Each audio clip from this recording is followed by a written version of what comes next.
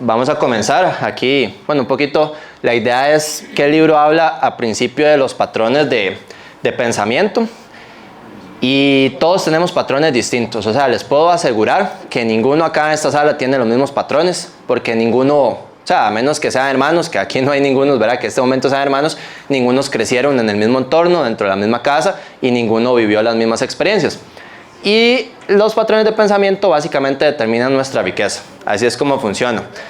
Eso desde el principio, desde los primeros años, de hecho, bueno, ya lo hemos hablado un par de veces, de que uno desde los 0 a los 7 años determina esos patrones y cómo va a ser la relación con nosotros del dinero. Entonces, bueno, la riqueza se puede hablar en muchas áreas, pero vamos a hablar más que nada del dinero. Entonces, es súper importante que empecemos a pensar, ok, ¿cómo fueron esos patrones? ¿Qué patrones tengo yo hoy en día? Entonces, lo que primero tenemos que empezar a pensar es cómo fueron mis primeros 7 años de vida. Si me hablaron del dinero, si me dijeron que era malo, si me decían que las personas millonarias eran malas, todo eso empezaron a ir creando, digamos, pequeñas programaciones que se guardan en nuestro subconsciente. Entonces, básicamente, la idea es entenderlo y ver qué tal estamos, como que cada uno vaya haciendo su propio examen de conciencia y hacer esta pregunta: ¿qué tan bien está mi patrón con respecto al dinero? Y debería tener un proceso de transformación, ¿sí o no? Básicamente, o sea, en todos los casos las personas deberíamos tener procesos de transformación, porque cada uno siempre tiene algún aprendizaje o siempre nos va quedando como algo rezagado, por así decirlo. Entonces lo importante es pensar, ok, supongamos que yo tengo, mi cerebro es un programa, un software, por así decirlo. Entonces yo tengo que pensar cómo puedo yo sobreescribir ese programa para hacerlo de una manera correcta. Entonces básicamente es como pensar, ok, mi programa es como que, ok, todo lo que yo he pensado desde que nací hasta hoy es un archivo Word enorme. Entonces, ¿cómo quiero yo sobreescribir ese programa? ¿Escribiendo encima de lo que ya está? ¿O hacer un programa desde cero? ¿O hacer un programa nuevo? Entonces, es como que yo tenga que entregar ese archivo Word en una tarea. Yo no voy a agarrar el archivo y le voy a ir metiendo como notillas ahí, o sea, se va a ver muy feo. Entonces, así no nos funciona. Muchas veces, de hecho, lo que el libro dice es que tenemos que ir a empezar a sobreescribir. No hacer esas notas, sino sobreescribir desde cero. Agarrar un párrafo y borrarlo y poner un párrafo diferente. Y todo eso son entonces las creencias que tenemos. Que ese archivo Word yo tengo que darle como clic derecho y eliminar todo lo que yo obviamente considere que no me da esos patrones correctos. Y empezar a sobreescribirlos. Entonces, básicamente, ¿cómo cambio yo esos patrones? Lo primero que recomienda el libro, ¿verdad? Obviamente todo lo que decimos es en base al libro, es que yo piense cada vez que hablo si estoy diciendo una creencia habilitadora o deshabilitadora. André y yo tenemos mucho esta conversación cuando estamos hablando algo y tal vez yo le digo a André, vea Andrés, eso es una creencia deshabilitadora. O André me dice, vea Andrés, eso es una creencia deshabilitadora.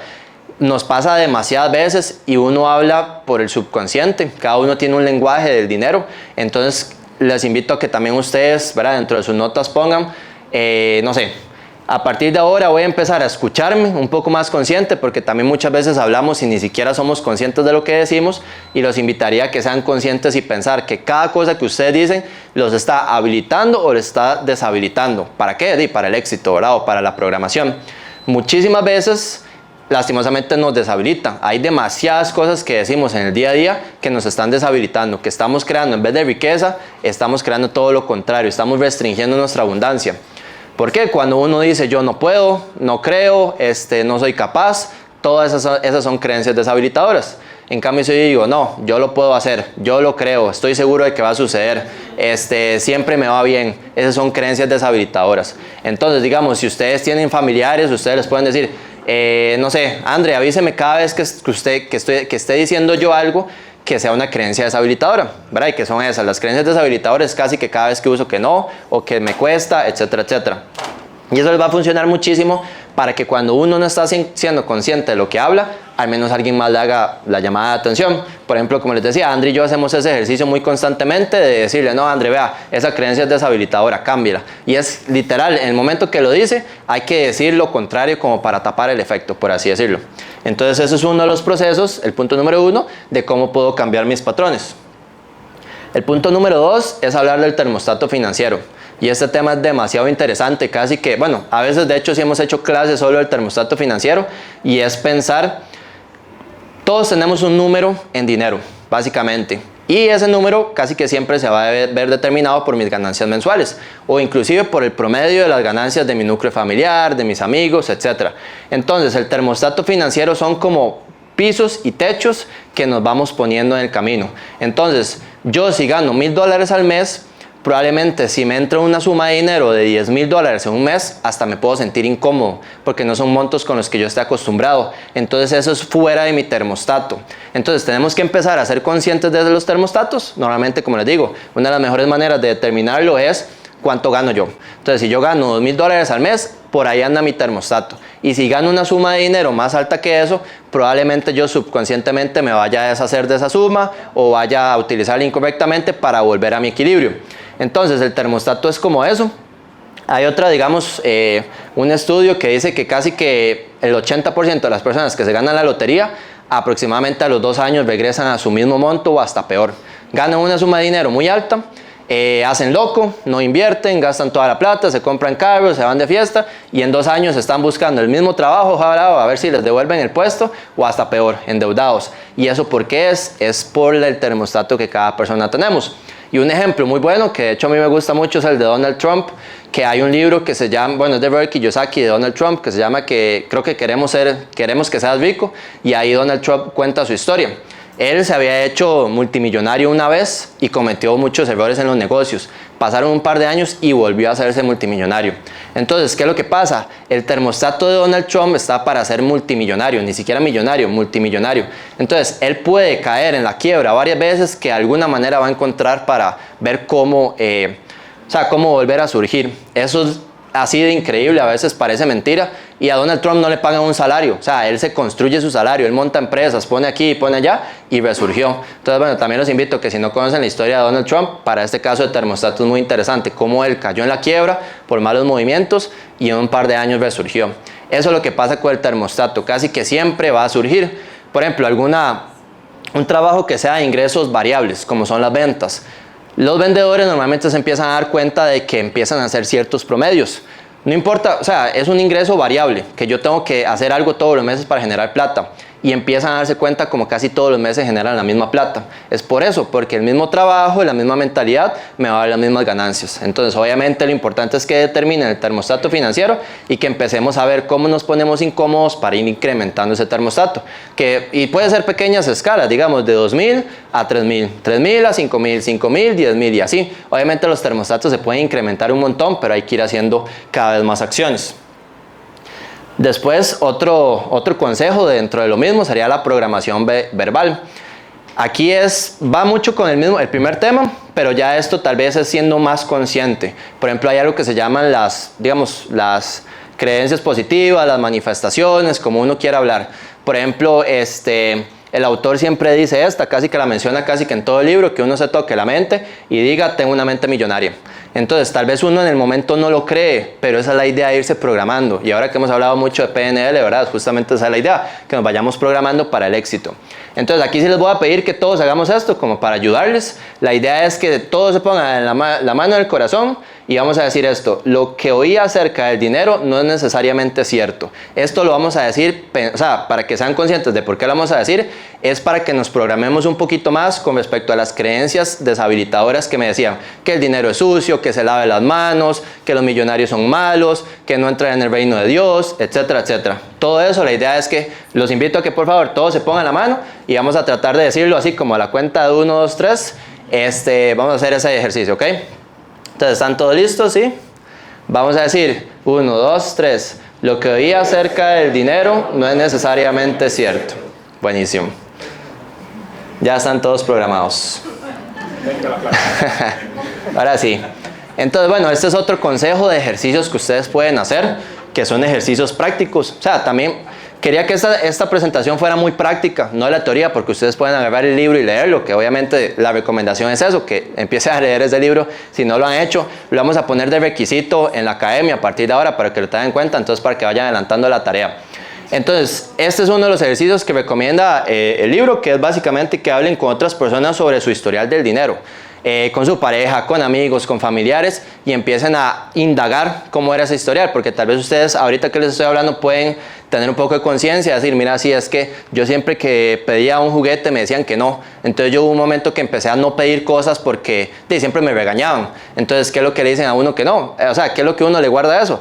Que pedir cosas es malo, o que alguien le haga un favor y eso es malo, entonces eso puede ser una creencia deshabilitadora que tengo que cambiar.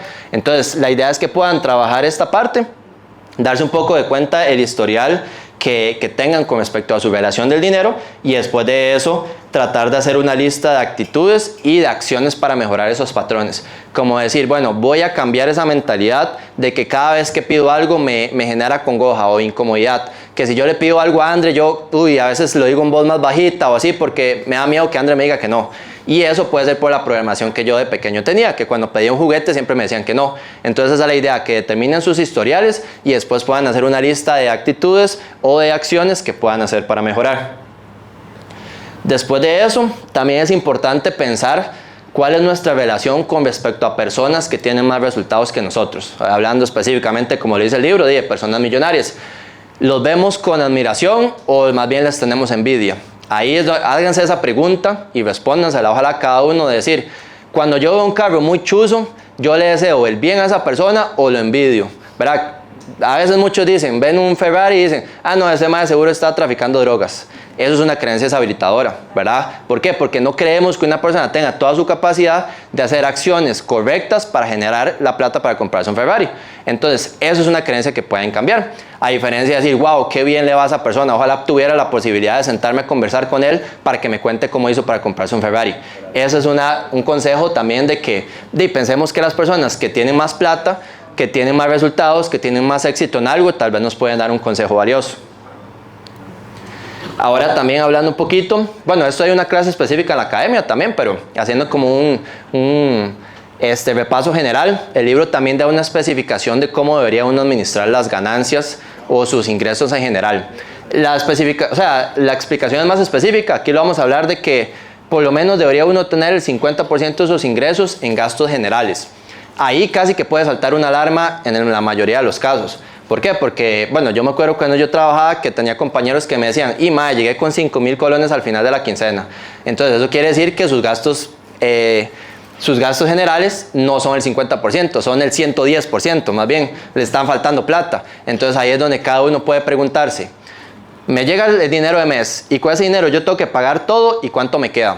Entonces si ustedes pagan todos sus gastos del 50% y les quedó el otro 50% para hacer otras cosas más, están bien. Y si no están todavía eso, hay que empezar a estudiar, educarse financieramente, recortar gastos, etcétera, para llegar mínimo a ese 50%.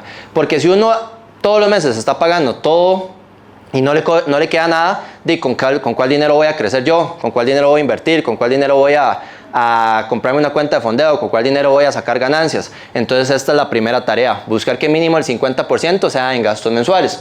Después otro número que se recomienda, puede ser más o puede ser menos, es que ojalá el 10% sea para inversiones, ojalá buscando ingresos pasivos, que también el autor habla mucho de eso, de cómo uno se retira con ingresos pasivos, no esperando a que llegue los 60 años y que la caja me vaya a pagar una pensión, eso no es así, ¿verdad? Entonces la idea es ir todos los meses el 10% de mi salario invertirlo. Y ojalá otro 10% como mínimo, ahí como les digo, hay una explicación más grande, pero como mínimo otro 10% para entretenimiento, pero ese entretenimiento no es pagar Netflix, o sea, es un entretenimiento que sea como un poquito más arriba de lo que yo estoy acostumbrado.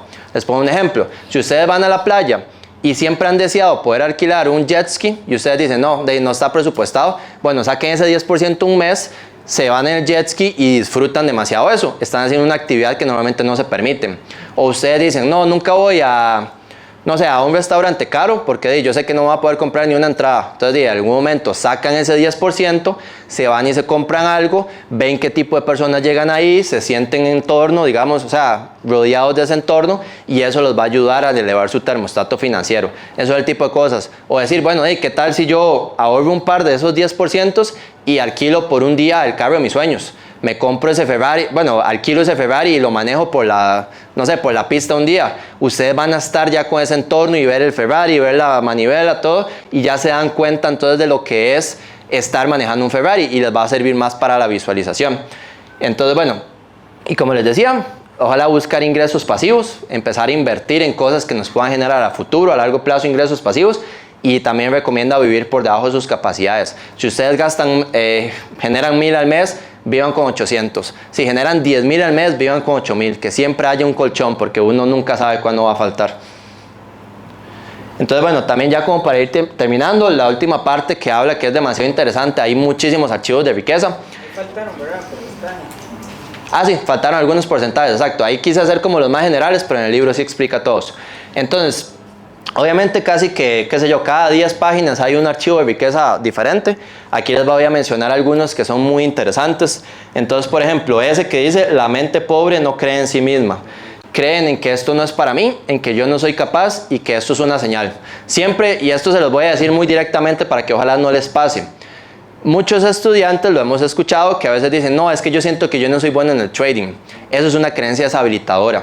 Todos aquí somos buenísimos y todos tenemos la mente, las creencias y las capacidades para ser rentables y hacer un montón de dinero en el trading. La única persona que puede evitar que pase eso soy yo mismo y ustedes mismos. Entonces, si alguno cree que ha dicho eso en algún momento, los invito a que lo cambien. Entonces, ¿por qué? Porque esas son creencias de mentes pobres. Después, bueno, otros archivos por ahí, como les digo, tal vez vamos a mencionar los que a mí me gustaron más. Y ese es otro, que la gente pobre piensa, ahí la gente rica piensa, yo creo mi vida. Y la gente pobre piensa, la vida es algo que me sucede. Entonces muchas veces pensamos que, es que la vida me puso aquí y yo tengo estas situaciones.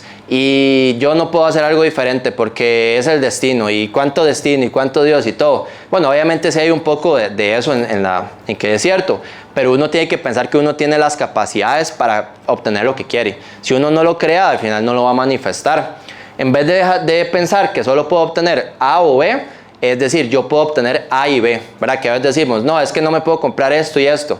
No, se pueden comprar las dos cosas, o pueden lograr las dos cosas, o pueden obtener los dos resultados.